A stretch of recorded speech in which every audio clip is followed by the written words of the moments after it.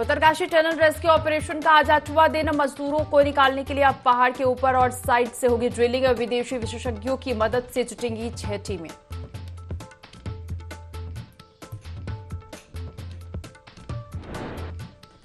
Rescue operation पर PMO की नजर। केंद्रीय मंत्री नितिन गडकरी आ जाएंगे उत्तरकाशी। मुख्यमंत्री पुष्कर सिंह धामी भी साथ रहेंगे मौजूद।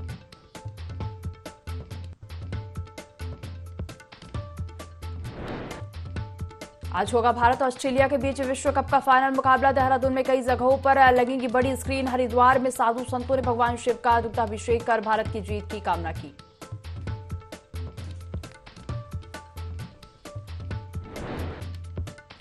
रुड़की में ड्रग इंस्पेक्टर की मेडिकल स्टोरों पर छापेमारी। कार्रवाई के बाद मेडिकल स्टोर संचालकों में मचा हड़कंप। कई दुकानदार हुए फरार।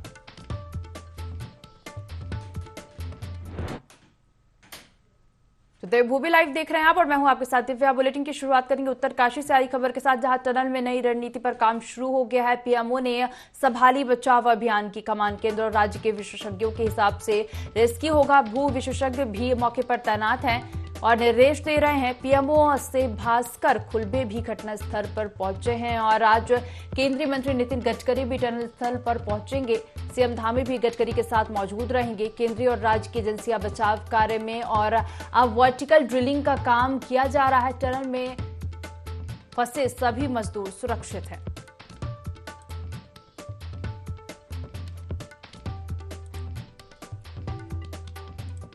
टनल में नई रणनीति पर काम शुरू है। पीएमओ ने बचाव अभियान की कमान संभाली है। केंद्र और राज्य के विशेषज्ञों के हिसाब से रेस्क्यू होगा। भू विशेषज्ञ भी मौके पर तैनात है और निर्देश दे रहे हैं। पीएमओ से भास्कर खुलबे घटनास्थल पर पहुंचे और आपको बता दें आज केंद्रीय मंत्री नितिन गडकरी भी घटनास्थल पर पहुंचेंगे। सीएम धामी भी केंद्रीय मंत्री नितिन गडकरी के साथ मौजूद रहेंगे।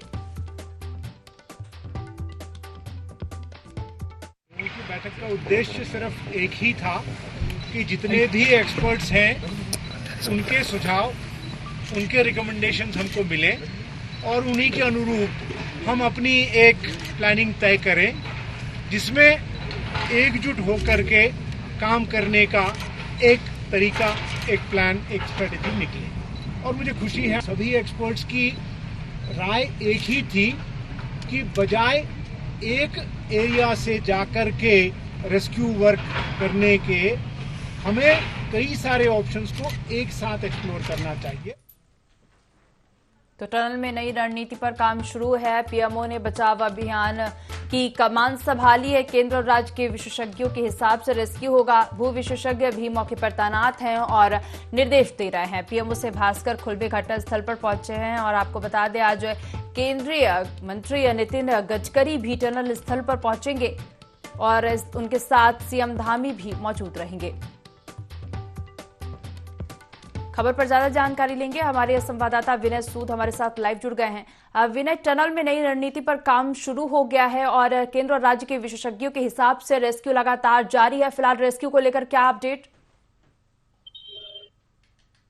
जी दिव्या, देखिए आपको बता दें कि पीएमओ ने जो है इस टनल मामले को लेकर के अब खुद जो है यहाँ पर कमान संभाल ली है और ऐसे में देखा जा सकता है कि भास्कर खुलबे भी जो है बीते दिन उत्तरकाशी पहुंचे हैं, जहां पर आकर के उन्होंने इन सब चीज़ों का जो है यहाँ पर स्थलीय निरीक्षण भी किया है। तो ऐसे में देखा जा सकता है कि जिस तरह से वहाँ पर कार्य चल रहा है, बचाव कार्य इस दौरान यहाँ पर चल रहा है, तो लगभग एक हफ्ते से ज़्यादा जो है इस दौरान ये यहाँ पर टनल का कार्य चल रहा है। तो यहाँ पर सफलता की अगर बात करें तो उस तरीके से जो सफलता यहाँ पर मिलनी थी वो नहीं मिल पाई है। साफ तौर पर देखा जा सकता है कि अब राज्य और केंद्र दोनों ही जो है, दोनों की जो एजेंसियां हैं वो रेस्क्यू में जो है अपने तरीके से जो है अब यहाँ पर कार्य करने वाली है। और आज केंद्रीय मंत्री जो है यहाँ पर नितिन गडकरी जो है वो भी पहुंचने वाले हैं। तो ऐसे में देखा जा सकता है कि पूरा जो प्रयास है इस दौरान यहाँ पर मजदूरों को निकालने के लिए किया जा रहा है। हालांकि जो सुरंग है है निर्माणाधीन जो सुरंग है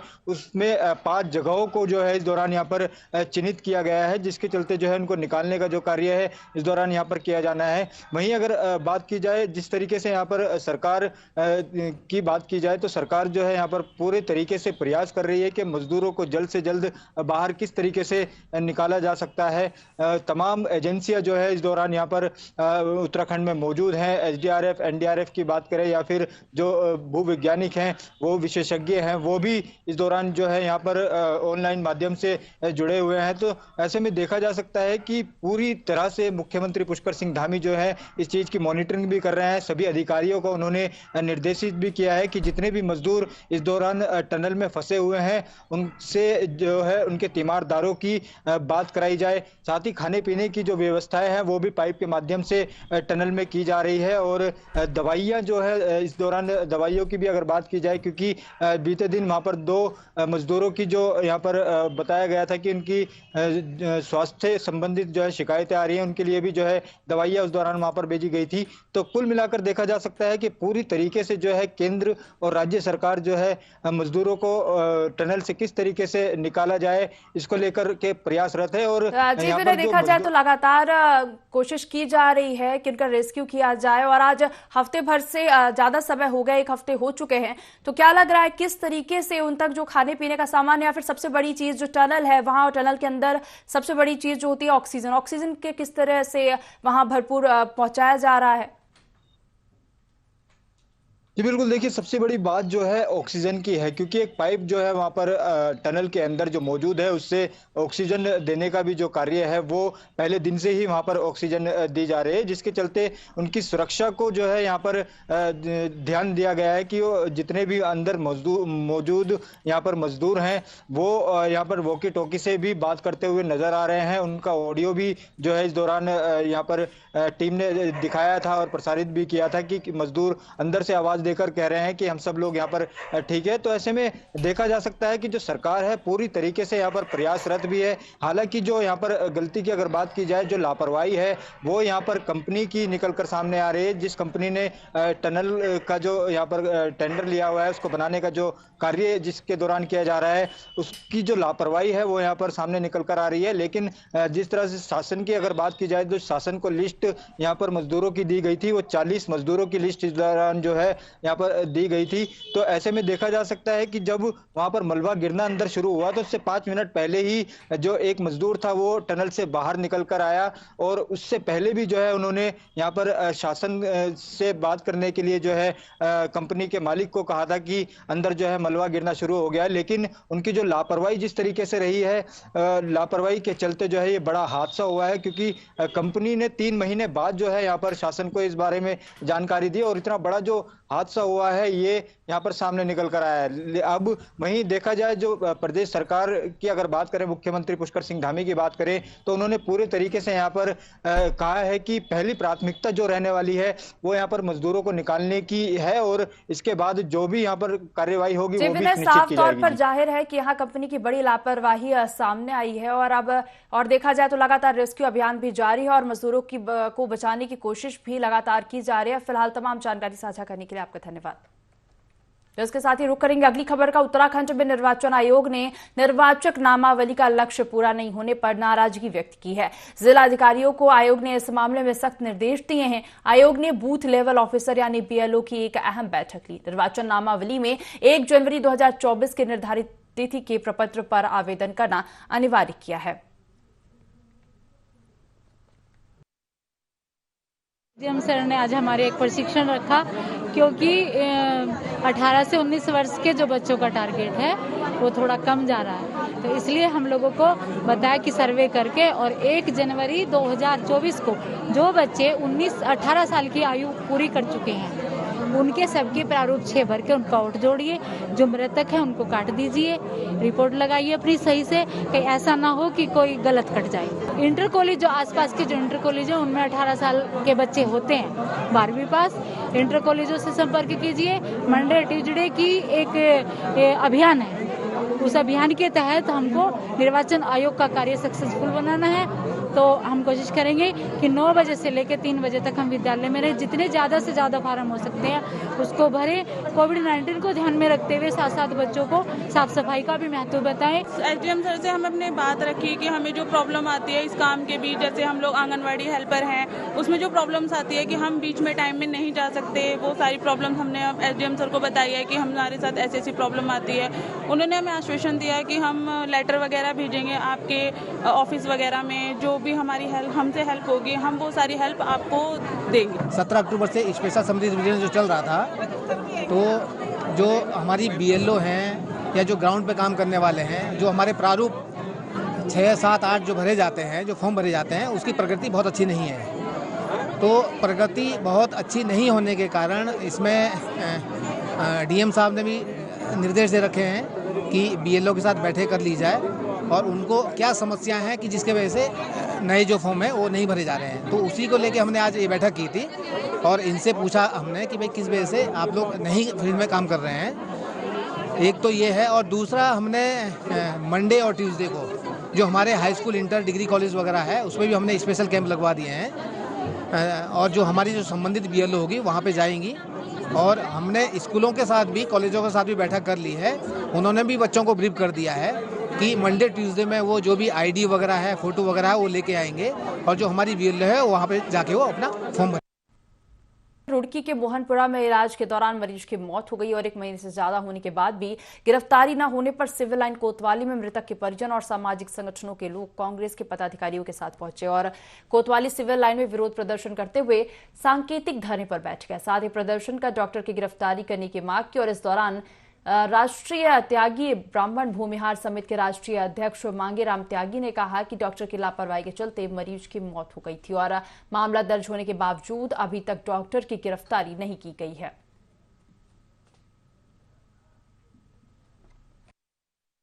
सवा महीने पहले एक लड़के की गलत ट्रीटमेंट से दवा दे दी गई। जो इंजेक्शन मांस में लगाना था वो नस में लगा दिया, ऑन द स्पॉट वहीं सी उसकी लड़के की मौत होगी। और मुकदमा दर्ज हो गया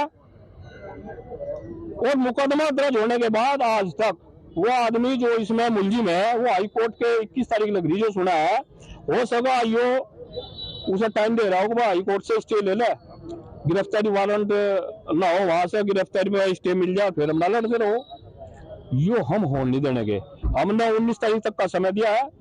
आज एक सांकेतिक धरना यहाँ सिविल लाइन कोतवाली में, रुड़की में था और 19 तारीख के बाद में या तो प्रशासन या हम देखेंगे भाई कहाँ क्या होगा, आमो सामो दंगल होगा भाई। बीते दिनों हमारे एक त्यागी ब्राह्मण समाज परिवार के एक बच्चे को गलत इंजेक्शन लगाने की वजह से उसको मृत्यु हो गई और जिसमें कि काफ़ी टाइम से ये लोग इसके जांच में लगे हुए थे और कोई इनको आश्वासन नहीं मिल रहा था, ना दोषियों के खिलाफ कार्रवाई हो रही थी। तो तभी इन्होंने राष्ट्रीय हमारे अध्यक्ष मांगेराम त्यागी जी भूमिहार ब्राह्मण समाज के, उनको सूचना दी और उस सूचना के बाद आज एक सांकेतिक धरने के तौर पे अगर आप जांच नहीं करते हैं, दोषियों के खिलाफ आप उनको गिरफ्तारी नहीं करते हैं तो आने वाले टाइम में हम हाईवे जाम करेंगे। और ये सिर्फ मात्र त्यागी ब्राह्मण समाज के बच्चे की बात नहीं है, ये संपूर्ण समाज के लिए, सभी के लिए कि झोला छाप डॉक्टरों से किस प्रकार से अपने आसपास के लोगों को सुरक्षित करा जाए और बचाया जाए। हमने इनको 19 तारीख तक का समय दिया है और अगर कार्रवाई होती है, गिरफ्तारी होती है ठीक है, अन्यथा हम लोग 19 के बाद हाईवे जाम करेंगे।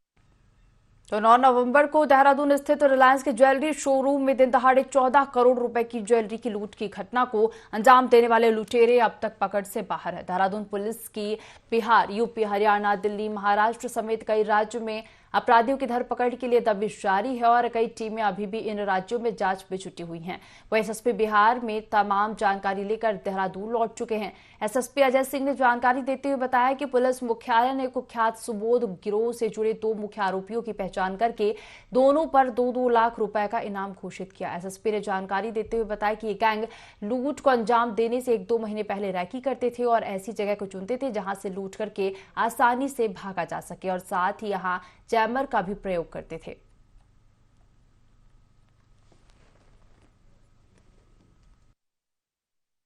घटना रॉबरी की हुई थी। इसमें ऑलमोस्ट हमारी टीम ने जो है विभिन्न स्थानों पर ऐसी जो घटनाएं हुई थी उसके आधार पर हमारी जो सीसीटीवी फुटेज या जानकारी पुलिस को मिली थी उसके आधार पर हमने एक गैंग जो है चिन्हित किया था और गैंग के 2 सदस्य इसमें चिन्हित हो चुके हैं जो फरार चल रहे हैं लगातार और पूर्व में भी कई सारी घटनाओं में वांटेड है आनंद प्रांतों से। इन पे 2-2 लाख का इनाम पुलिस मुख्यालय द्वारा डीजीपी साहब की तरफ से किया गया है, इसलिए बड़े सुनियोजित तरीके से घटना हुई है, इसलिए इसमें थोड़ा समय लग रहा है कि गिरफ्तारी में। और चूंकि गैंग ये पहले भी अन्य वारदातें कर चुका है और लगातार इसके जो मेन सक्रिय सदस्य हैं वो फरार चल रहे हैं। कुछ इनपुट आए हैं कि जेल से भी कुछ ऑपरेशन ये मैनेज किया जाता है, तो सभी कड़ियों को जोड़ के देखा जा रहा है। हमारी टीमें लगातार इसमें दिन रात काम कर रही है। तो मुझे जिस तरह से आइडेंटिफिकेशन हुआ है, जिस तरह से साक्ष्य मिले हैं और इसमें 2 मदद करने वाले जो इस गैंग को फाइनेंशियल पीछे से सपोर्ट करते थे या लॉजिस्टिक उपलब्ध कराते थे बिहार के वैशाली में, उनकी गिरफ्तारी भी हुई, उनको वारंट बी पर भी लाया जा रहा है। तो अन्य पूछताछ से मुझे लगता है कि काफी सारी जानकारी हमें मिलेगी जिसके आधार पर इसमें गिरफ्तारी होना संभव है। तो मसूरी पर्यटन नगरी में ब्रिटिश काल से चली आ रही केक मिक्सिंग समारोह आज भी चल रहा है और इस परंपरा का निर्वहन करते हुए जेपी रेजिडेंसी मैन्योर में क्रिसमस केक मिक्सिंग समारोह आयोजित किया गया, जिसमें बतौर मुख्य अतिथि अंग्रेजी लेखक गणेश सैली ने कार्यक्रम का शुभारंभ किया। गणेश सैली ने कहा कि यह परंपरा ब्रिटिश काल से चली आ रही जो शरद ऋतु में आयोजित की जाती है और इस केक में विभिन्न प्रकार के सूखे मेवे और विभिन्न प्रकार की शराब मिलाई जाती है। ट्रेडिशन है केक मिक्सिंग की, और केक मिक्सिंग जो है ऑटम में आता है ये सीज़न, जब सारे फ्रूट और नट्स तैयार किए जाते हैं और उन्हें वाइन या और बियर, रम और विस्की में सोक किया जाता है। अब सोक किया जाता है क्रिसमस के पास उनका केक बनेगा, और केक जो होता है बिकॉज ऑफ द अल्कोहल काफ़ी टाइम तक चल जाता है वो। और ये it's a very old English tradition cake mixing. हाँ, और अच्छा लगता है कि मसूरी में जो बड़े होटल्स हैं अपने स्केल में कि उनमें अभी भी ये ट्रेडिशन कैरी ऑन कर रही है। ये हर साल एक आयोजन हम करते हैं अपने रेगुलर गेस्ट और मसूरी के और देहरादून के जितने भी हमारे नॉन फेसेस हैं उनको बुलाते हैं। एक फेस्टिव सीज़न का आगाज़ है केक मिक्सिंग से, जो बड़े सालों से चल रहा है, एक परंपरा है, तो उसको हमने कंटिन्यू किया है। एंड थैंक यू आपके लिए भी, सबके लिए भी यहाँ आने। ये केक अभी थोड़ा प्रिजर्व होगा, उसके बाद फर्स्ट वीक ऑफ दिसंबर में शेफ इसके केक बनाएगा। एंड देन क्रिसमस से पहले we will selling it at our old baker also. And then Christmas buffet, new year buffet, उसमें हम गेस्ट के लिए ये सब कुछ हैं। और हर साल की तरह इस साल भी बाकी सारे गेस्ट आए हैं जिन्होंने इस अवसर का सम्मान बढ़ाया है, और आप लोगों का भी बहुत बहुत धन्यवाद। हर साल की तरह आप आते हैं और जेपी मसूरी का साथ देते हैं। सर, ये बहुत ट्रेडिशनल सेरेमनी है जो हर साल आयोजित की जाती है। हम लोग इसको हर साल मनाते हैं, हालांकि जितने भी होटल हैं सब मनाते हैं। इसे केक मिक्सिंग सेरेमनी कहते हैं। तो इसमें क्या होता है, जितने भी ड्राई फ्रूट्स होते हैं इसमें हमारी इन हाउस वाइन्स वगैरह हम कुछ बनाते हैं, वो मिक्स करी जाती है और इनको हम अगले 30 दिन के लिए इसमें ये स्ट्यू होगी, मतलब स्टीप होगी, भीगे रहेगी इसमें ये फ्रूट में। तो उससे क्या होगा, जो पूरा फ्रूट में जो फ्लेवर है वो आ जाएगा। उसके बाद फिर क्रिसमस के आसपास इसको हम बेक करेंगे और फिर हम अपने जो गेस्ट हैं उनको ये सर्व करेंगे। तो बहुत अच्छा फ्लेवर रहता है। प्लस सर्दियों का मौसम है तो ड्राई फ्रूट्स वैसे ही काफ़ी अच्छे होते हैं सर्दियों के लिए। तो बहुत ट्रेडिशनल सेरेमनी है ये, जो पूरी दुनिया भर में मनाई। उत्तरकाशी के सिलक्यारा सुरंग में फंसे मजदूरों को निकालने के लिए युद्ध स्तर पर लगातार कार्य जारी और राज्य सरकार से लेकर केंद्र सरकार हर कोई सभी श्रमिकों को सुरंग से सुरक्षित बाहर निकालने के लिए एड़ी चोटी का जोर लगा रहे हैं। इतना ही नहीं, उत्तरकाशी टनल में नई रणनीति पर काम शुरू हो गया है। पीएमओ ने बचाव अभियान की कमान संभाल ली है। केंद्र और राज्य के विशेषज्ञों के हिसाब से रेस्क्यू जारी है। वर्टिकल ड्रिलिंग का काम भी किया जा रहा है। भू विशेषज्ञ भी मौके पर तैनात है। साथ ही जहां पीएमओ से भास्कर खुलबे घटनास्थल पर पहुंचकर अपडेट ले रहे हैं, तो वहीं केंद्रीय मंत्री नितिन गडकरी भी सीएम पुष्कर सिंह धामी के साथ सिलक्यारा पहुंचेंगे और मौके का निरीक्षण करेंगे। बता दें कि सिलक्यारा सुरंग में फंसे 41 मजदूरों को निकालने के लिए लगातार बचाव कार्य जारी है। उनकी बैठक का उद्देश्य सिर्फ एक ही था कि जितने भी एक्सपर्ट्स हैं उनके सुझाव, उनके रिकमेंडेशंस हमको मिले और उन्हीं के अनुरूप हम अपनी एक प्लानिंग तय करें जिसमें एकजुट होकर के काम करने का एक तरीका, एक प्लान, एक स्ट्रेटेजी निकले। और मुझे खुशी है सभी एक्सपर्ट्स की राय एक ही थी कि बजाय एक एरिया से जाकर के रेस्क्यू वर्क करने के हमें कई सारे ऑप्शंस को एक साथ एक्सप्लोर करना चाहिए। जनपद उधम सिंह नगर के जसपुर क्षेत्र में पुलिस ने बड़ी चोरी का खुलासा किया। दरअसल ग्राम आमियावाला में लाखों रुपए की कीमत के एल्यूमिनियम के गिट्टे और इन्वेंटर बैटरी चोरी हो गए थे, जिसके बाद से पुलिस लगातार जांच में जुटी थी। वही मामले में पुलिस ने 2 आरोपियों को गिरफ्तार किया है। वही एक युवक फरार चल रहा है, जिसकी तलाश जारी है। जसपुर में रईस अहमद जो कि सन्यासियों वाला के, उनके द्वारा एक सूचना दी गई थी कि अमियों वाला में उनका एक पॉन्ड है फिश पालन का, वहाँ पे उनका इन्वर्टर बैटरा और जो एल्युमिनियम के उनके गिल्टे थे उसको कुछ चोरों के द्वारा, अज्ञात चोरों के द्वारा चोरी कर ली गई है। इस पर तत्काल थानाध्यक्ष जसपुर के नेतृत्व में एक टीम बना करके सक्रिय किया गया था अभियोग पंजीकृत करने के बाद। तो जानकारी आई कि वहीं काम करने वाले 2 लड़के वहाँ से उनका इन्वर्टर बैटरा और जो एल्युमिनियम के गिल्टे थे वो उसको चोरी करके ले गए थे। हमारी पुलिस ने इनको अरेस्ट किया। तो देहरादून में डिप्टी एसपी मलखान सिंह के बेटे ने अपनी ही मां को मौत के घाट उतार दिया। बलबीर रोड जज कॉलोनी में रहने वाली महिला की उम्र करीब 55 साल बताई जा रही है और इसके अलावा आरोपी ने खुद की भी नस काट ली। पुलिस ने मौके से आरोपी आदित्य को गिरफ्तार कर लिया है। एसएसपी देहरादून अजय सिंह ने बताया कि मलखान सिंह डिप्टी एसपी के पद पर मुरादाबाद में पोस्टेड हैं। सुबह जब इन्होंने अपनी पत्नी को फोन किया था तो फोन न उठने की वजह से इनको शक हुआ। जब इन्होंने घर आकर देखा तो वह मृत मिली। एसएसपी ने बताया कि आरोपी आदित्य मानसिक रूप से परेशान भी था। किन परिस्थितियों में यह घटना घटी है, इसका पता पूछताछ के बाद ही चल पाएगा। 55 साल की और इनकी हत्या हुई है और हत्या में जब इनके जो हस्बैंड है वो पुलिस में ही पोस्टेड है मुरादाबाद में। प्रातःकाल जब वो बात करने के लिए फ़ोन मिला है तो रिप्लाई नहीं आया और इनको कुछ पहले से भी संदेह था कि ऐसे कोई घटना हो सकती है कोई। तो तत्काल वो यहाँ पहुँचे, कमरा बंद था। जब खोला गया तो खून से लथपथ उसकी वाइफ की बॉडी थी। परेशान चल रहा था बेटा और उसका साइकेट्री से इलाज भी चल रहा था। तो कहीं ना कहीं अब क्या परिस्थितियाँ बनी अंदर के, अचानक से उसने इस तरह से अग्रेसिव होकर एक घटना कारित करी है, इस बारे में पूछताछ की जाएगी। लेकिन जो अभी तक प्राथमिक जानकारी है वो कहीं ना कहीं इंटरनल घर की बात है जिसके। तो बागेश्वर के नगरीय क्षेत्र में नगर पालिका ब्रिटिश कालीन 1913 में निर्मित ऐतिहासिक पैदल झूला पुल का रखरखाव नहीं कर पा रही है। पैदल पुल की जीर्ण शीर्ण हालत को देखते हुए साल भर पहले जिला प्रशासन ने ऐतिहासिक पुल से आवाजाही बंद करके पुल में ताला लगा दिया था। वहीं फड़ व्यवसायियों ने जिला कांग्रेस पार्टी और भाजपा नेता प्रमोद मेहता के नेतृत्व में ऐतिहासिक पुल को पुनः खोलने के लिए धरना प्रदर्शन शुरू किया। प्रदर्शनकारी भाजपा नेता का कहना है कि नगर पालिका अध्यक्ष बागेश्वर सुरेश सिंह खेतवाल ऐतिहासिक धरोहर तक नहीं बचा पा रहे, इससे शर्मनाक कुछ नहीं हो सकता। प्रदर्शनकारी कांग्रेस नेता का कहना है कि नगर पालिका की कार्यशैली लगातार सवालों में है। जनता के प्रति नगर पालिका की जवाबदारी समाप्त हो गई है। लोकप्रिय हैं, अगर वो जनता से जुड़े हुए हैं, अगर वो जनता के वोटों से जीते हुए हैं तो उन्होंने जनहित की बात में यहाँ पर आना चाहिए। आप 1 साल से इस मुद्दे को हल नहीं कर पाए हैं। भाई आप मतलब क्या कारण ऐसा रहा कि ये 1913 का ब्रिटिश कालीन जो पुल है आप इसको असुरक्षित घोषित करके 1 साल से व्यापारियों के हित पे आपने कुठाराघात किए हुए हैं कि अतिशीघ्र एक्सपर्ट बुलाकर उत्तरायणी मेले से पूर्व इस पुल को दुरुस्त किया जाए ताकि आम व्यापारी जो पूरे साल भर उत्तरायणी मेले का इंतजार करते हैं वो उनका जीवन यापन हो सके। लेकिन ये नगर पालिका प्रशासन का अपरिपूर्ण रवैये के कारण आज यहाँ के व्यापारी पीड़ित हैं।